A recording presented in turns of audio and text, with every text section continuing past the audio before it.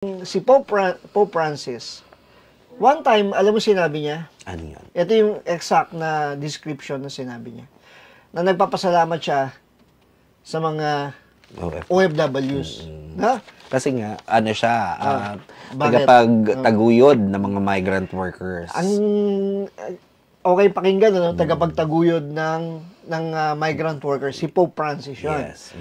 Ang sabi niya, ang mga OFWs daw, ang term na ginamit niya, ano, kung accurate yung nasa John Springs Press, ano, at yung ito yung kinote ni Aljon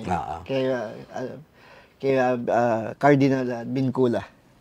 Smugglers of faith. Kumbaga, oo, kasi ini-smuggle yung faith into those countries na tas ini-spread nila. Ang correct word should have been di ba yung smugglers. those who spread the faith by going to places and you know kinakalat yung Catholicism.